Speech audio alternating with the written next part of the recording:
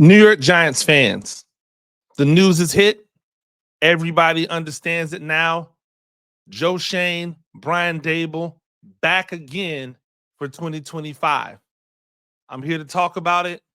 I'm going to tell you what I think, what I believe should have happened.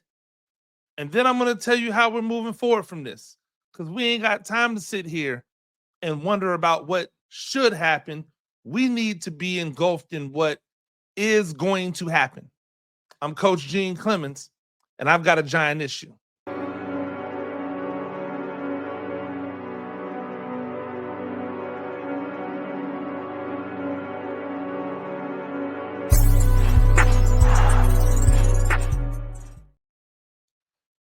Ladies and gentlemen, welcome back to another edition of A Giant Issue. I am Coach Gene Clemons, New York Giants on SI. That's where you get all of your New York Giants news and information. Make sure you go there, hit it up, see everything that's going on. Yeah, like what else do you want, right? What else are you looking for anyone to say? Joe Schoen, Brian Daboll are back. And guess what? Whether we like it or not, they're back. I am going to tell you because I want to make sure I make good on what I said I would do once the season was over, which was give you my take on whether or not I believe they should be back. I've gone on record all year as saying I didn't care whether they were back or not. I just knew I didn't want to see one back and the other one be back and the other one be gone, or one gone and the other one back. So don't give me Schoen and then fire Daboll. Don't give me Daboll and fire Schoen. So from that standpoint, I'm happy that the organization made the decision to continue in the direction with both guys. But I would not have kept either one of them. I've seen enough, right? I've seen enough to know that they can possibly get this thing right. I have not seen enough that tells me these two guys are going to eventually lead me to a Super Bowl. And that is what should matter. I've seen enough to know that these two guys can get this team to the playoffs. I've seen enough to know that these two guys can put a competitive team on the field.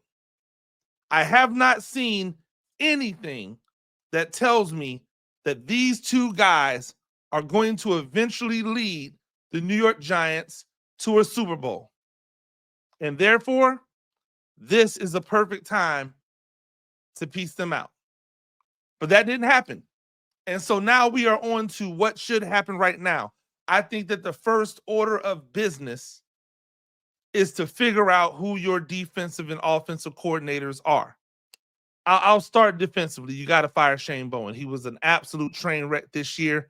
If they're firing head coaches who took over terrible situations, then you have to fire a guy as a defensive coordinator who took over a promising situation that was made better, or at least supposedly made better, by bringing in more talent on the defensive line. So, in my opinion, Shane Bowen's got to go. And I don't like to do anything without giving a solution, because I wasn't high on Shane Bowen to start with. And then if you guys remember, after like the first maybe, 6-7 games, I was like, yo, Shane Bowen has done some different things. And then guess what happened? He went back to being Shane Bowen again. And so he's got to go. Again, if you're firing head coaches after 1 year on the job, when they took over absolute dumpster fire of situations, if you're firing GMs in other places after 2 years of taking over what was a downward ship, then there's no reason you can't fire a defensive coordinator after a year where he took a good product, a decent product with like talent, and had more talent influxed into it, and ran it into the ground. Ran it into the ground. No, but they were bad last year. They weren't this bad. Oh, well, they didn't last year. They didn't look this bad. He turned Bobby Okereke from one of the best linebackers in the NFL to a guy that had you thinking, we need somebody to replace Bobby Okereke. How do you do that? Still watching edge rushers dropping the coverage. How do you do that? Still not able to stop the run, even though that was his calling card. How do you do that? He's got to go. And again, I never want to make complaints without a solution. So here's the solution. Move heaven and earth and get Robert Saleh in here right down the street. You got to do it right now. You got to do it before he says, hey, I'm going somewhere else. And guess what? It's probably still going to be dicey for you to get him because I'm sure he's thinking to himself, do I really want to hitch my wagon to this Giants team when the head coach might be gone after a year? But you have to have enough conviction to say, if I get the right defensive coordinator in here, then we can turn things around defensively. In those games that we lost by a touchdown or less, we can flip that into wins. And if you do that, right? If you do that, then you're fighting for the playoffs. If you do just that, no more, then you're fighting for the playoffs. Get Shane Bowen, DF out of here, and get Robert Saleh in here immediately. Offensively, this is the interesting thing. Because I know in Brian Daboll's mind, he's going, if you give me competent quarterback play, you can see how good I am as an offensive mind. The problem is your job is to be the head coach. This isn't high school, my guy. And it doesn't always work that well in high school. This isn't college. And it doesn't always work that well in college. This is the pros. You have all the money in the world. Go out and get a better coordinator, or take your former offensive coordinator, bring him back and allow him to call the plays again. Why? Because if we're being honest, the offense looked better last year. Before you all of a sudden decided you wanted to take over, it looked better. But I say go out and get another person. You know who I like to get? Pep Hamilton. Go get Pep Hamilton, right? Go get Pep Hamilton. Bring him in. If your thought process is we're going to draft a quarterback, what better quarterback guy do you want around than Pep Hamilton?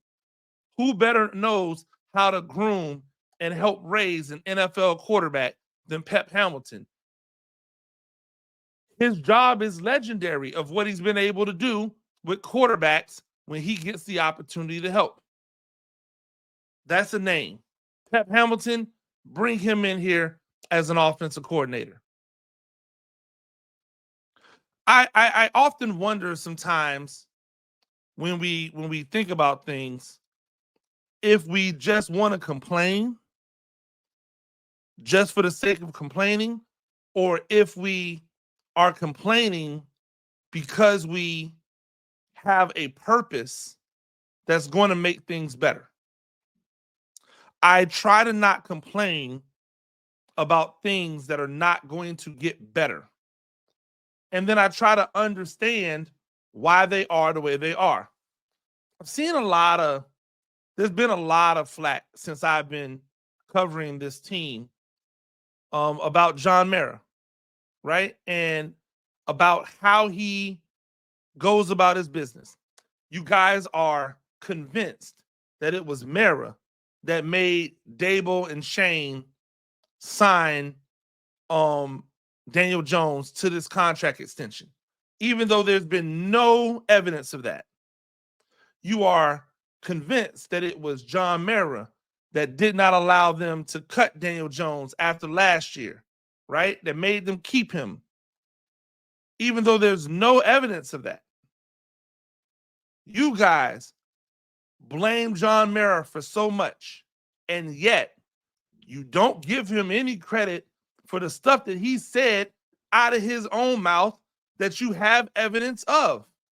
John Mara did not want to see Saquon Barkley leave. John Mara wanted this organization to get Saquon Barkley back here again. And yet, it didn't happen. So he didn't win that battle, but he didn't win that battle, but he won the battle for Daniel Jones. He didn't win the battle to get a guy that they took with the first overall pick, who has been the face of this franchise for his entire career. He wasn't able to force the GM and head coach to keep that guy. But he was able to force the GM and the head coach to play a quarterback who has never performed at a good level, let alone like excellent to star level to franchise quarterback level. Like, he's never done that, and yet that's the battle he won. It doesn't make any sense. If Mara was going around telling the administration, you have to re-sign this dude, then why isn't Saquon Barkley running for 1,800 yards for the Giants this year? Why is he not running for 1,600 yards for the Giants this year? If that was the case, right? If that was the case, and Mara was forcing the hands of these people, then why is Saquon Barkley not back? Nobody can answer it because nobody knows the truth. And the truth is, Joe Schoen is making these decisions. You know what else I like about Mara he doesn't get enough credit for? He doesn't get enough credit for just being a human being. A human being who loves his team. Right at the heart of what these original owners are, right? Not some of the newer conglomerate. I bought it because it's an asset that I want to use to funnel money in and make money. No. To the guys who bought the team because they're invested in the game and they love the team and it's a part of their heritage, it's part of their family, all that good stuff. You know what gets lost a lot of times? John Mara's just a fan. He's just a fan. Hey, guess what would happen if I gave fans ownership of the Giants? They would make as many stupid decisions as John Mara has made.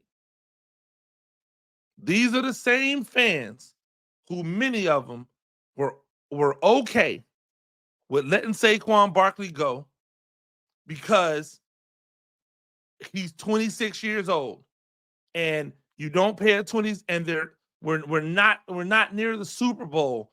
So because we're not fighting for a Super Bowl, a running back is luxury. These are the same people who are out here saying that Kayvon Thibodeau is a bust, which is ridiculous. These are the same people who call Kayvon Thibodeau a bust, but then use advanced metrics to call Brian Burns one of the best defensive ends in the game. You can't do it. They use the regular accounting numbers to say that Kayvon Thibodeau is a bust because Kayvon Thibodeau doesn't have a lot of sacks this year. Never mind that of all the defensive linemen that are on the team this year, last year, he had the most sacks. He had more sacks than Lawrence. He had more sacks than Burns when Burns played for Carolina. Of the 3 defensive linemen that were chosen in that draft, the 2 before him, he has outperformed one of them. Hutchinson, he's phenomenal. But Hutchinson just had a season-ending injury this year.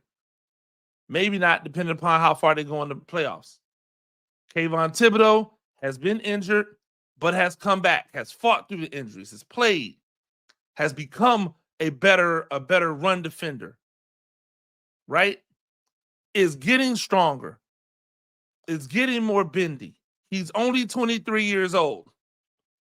And people are ready to throw him out with the bathwater. They're ready to throw him out. If I gave many of you fans the franchise and said, hey, do what you think is best, you would make just as many dumb mistakes as any other owner does. You come in here, you would fire the head coach, you bring in some dude, you make Davis Webb the offensive coordinator, something really stupid like that. Like, you would do really goofy things. Why? Because your fandom would get in the way of you making decisions that are level-headed. If you gave me control of the team that I followed, I would make some bad decisions. I'd make some good ones, the same way that you guys would make some good ones. But we would all make some bonehead decisions. In a vacuum, we can't sit here and say, well, man, look at the Steelers. They have so much stability in their organization. And then turn around and go, Mary, you got to fire this GM and coach. That kind of doesn't make any sense, because then that's not stability. That's turnover. That's turnover. And if you're not guaranteed to get the person that you really want, then why would you do it? If I'm going to fire a coach, if I'm going to fire a GM, I want to do it and ensure that the guy that I want, my number one on my list, I get him. If that's not going to be the case, then why am I firing him? It's just like when you get a job, right? When you get a job, or when you want to leave a job, the best thing to do is to have another job ready before you quit that job. Because there's no guarantee that if you quit that job, you're going to get another job, or at least the job that you want. So I see a lot of flack from Mara, right? And I hear people talking about him saying, well, he's not happy, and putting like ultimatums on the front office and the coaching staff. I didn't really read it that way, but some people have. And then they say things. So shout out to New York Revival, who I believe posted this video. This is Dominique Foxworth talking about John Mara and him kind of putting ultimatums out there for the head coach and the GM of the Giants. Is John Mara trying to seem cool or commiserate with the fans? 100%. Because this is very similar. It's slightly different because it's less embarrassing to what Jerry Jones just did. But this, again, speaks to your role as the owner and the leader of this team. What you need to, you lose the privilege to be like annoyed and to be a fan guy once you become the owner of the team. Right. The things that you say matter, just like a CEO of a company. Those things impact the stock price. Him saying this, to me, is not supporting your coach. If you don't want him, fire him and hire somebody else and say, this is my guy, this is who's going to get it done. Yeah. But by saying this, what you are essentially saying, or what you're essentially doing, is undercutting them and putting them in position next year that every single week they're going to be like, hey, is the patience up or not? Yeah. And the players are at home thinking, oh, our coach and our general manager are on thin ice. You don't get to be fun guy. You don't get to be annoyed. You have to say, look, I know when I made this decision, these are the right guys for the job. Right. We haven't gone the right path, but we had a conversation yesterday, whether you did or you didn't, and they presented to me a plan that I sincerely believe in, and you guys will see. I don't know about a timeline. I don't care how long it takes. I know they're the right guys. And then you can go home and tell your wife, man, I don't know about these idiots. But when you are on camera, this is called leadership. This is what you do. How's it so hard for people who have been running teams for a long time to understand that you don't get to be cutesy guy? Right. You don't get to. That's my job. Yeah. I think this is really interesting, right? Because at the base of what Dominique Foxworth is saying is that he believes that a sports franchise runs the same way as a business. And this is a smart man, Dominique Foxworth. This is a guy who went to business school in Harvard. Let me just tell you something. He couldn't be any more wrong. John Mara doesn't have to do any of those things. He doesn't owe fans. He doesn't owe players. He doesn't owe coaches anything more than the truth. And he gave you guys the truth. Hey, I'm annoyed.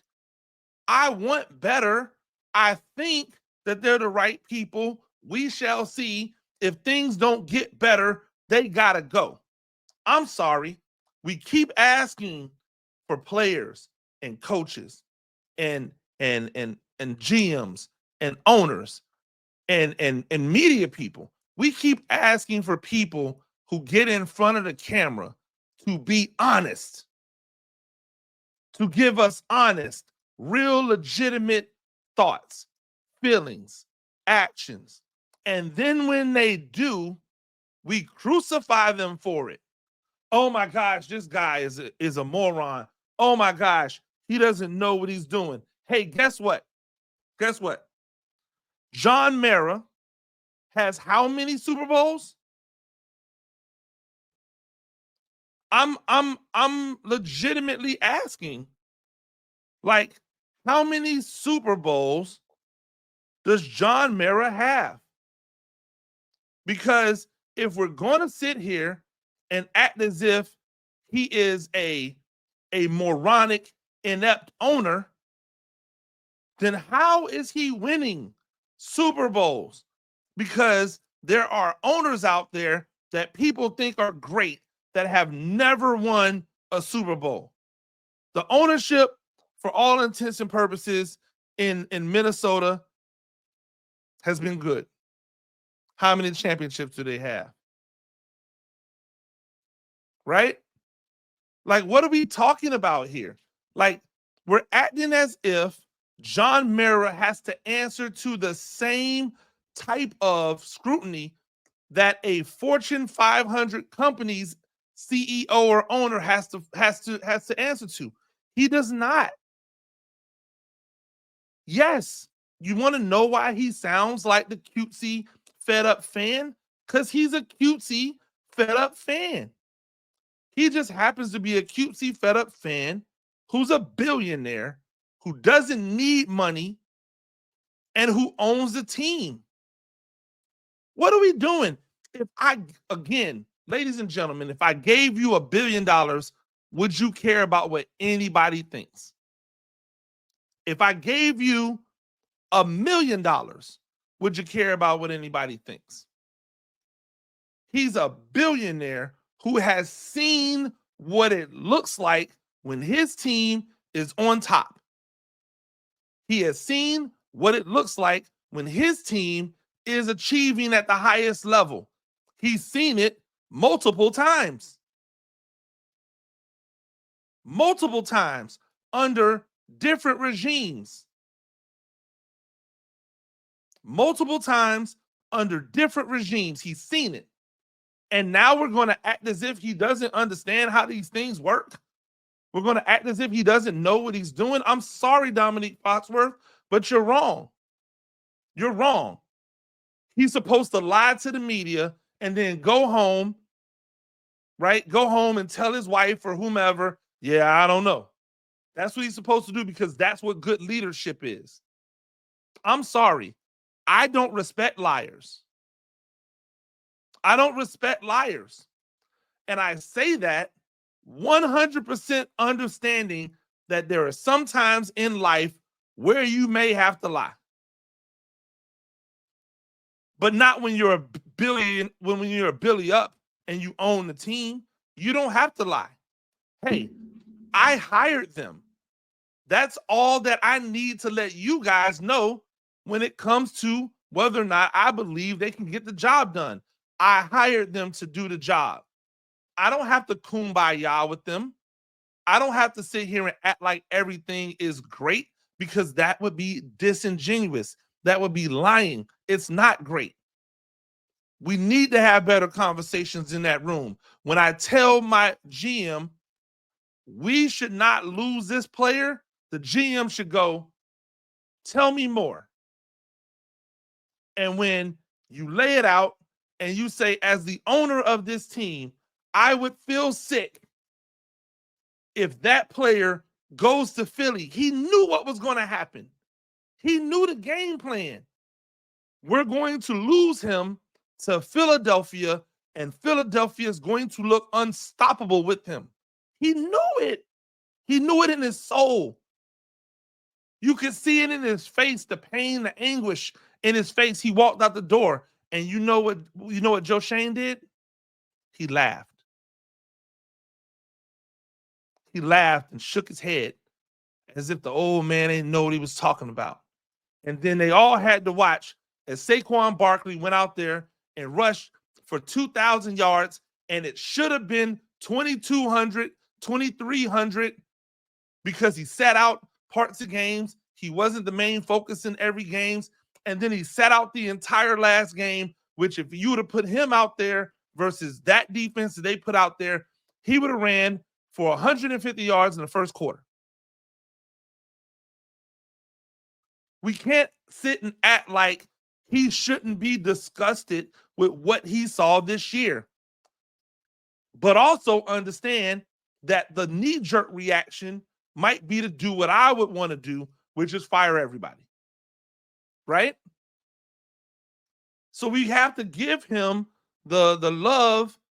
Well, not even the love. We have to give him the understanding of going, you know what? Maybe he sat back and got a little bit level-headed and decided he wasn't going to scorch the earth. I would have scorched the earth. Most of you would have scorched the earth. That's why we don't own franchises. Because we don't know if we were going to be right or if he's going to be right. That is what we get an opportunity to now see. So next year, if it's still the same and he fires them, what are you going to go? Oh, now you fired him? You should have fired him last year. What changed? You want them fired. They're fired. If they do a good job, do you really want them fired? No. I don't like many of the moves that Joe Schoen made, especially when it came to getting rid of players that were already on this roster. But now is not the time to continue to dwell on that. Now is the time to completely turn the page because 2024 is over. Now is the time to see what he does going forward. What's the development of the first three classes? Right? What's the development of the first three classes? And then what does this class look like? And who are you putting in place to shepherd these new pieces?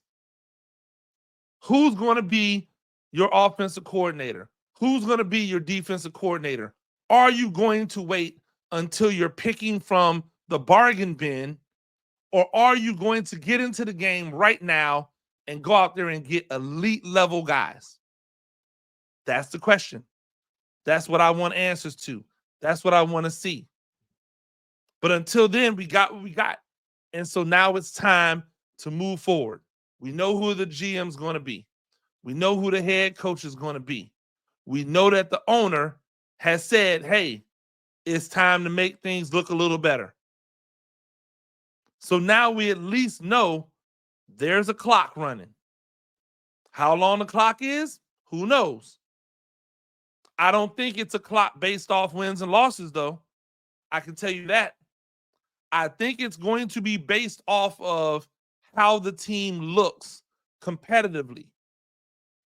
If the Giants go out next year and they end up 7-10, but in that time they look like a promising team that's headed in the right direction. I don't think you see Daboll and Schoen gone. I don't think you see them gone. I think that's where Mara says, okay, we're headed in the right direction. By the same token, if it's a 7-10 team, but at times it looked an absolute complete mess, and the talent won 7 games, and we feel like, man, if there were other people in place, this should be a 10-win team. They might be gone. We just all have to sit back and watch and enjoy. Ladies and gentlemen, that's all the time I have. New York Giants on SI. Make sure you go there for all of your New York Giants news, information, especially with everything that's happening hot and heavy. You want to make sure you're out there. Also, it's now time. We got to start hitting towards 3,000. We're over 2,000, and salute to everybody. We got to start working towards 3,000. I appreciate everybody who subscribed, but we need more subscribers. So keep hitting that subscribe button. And until next time, I'm Coach Gene Clemons, and I have a giant issue.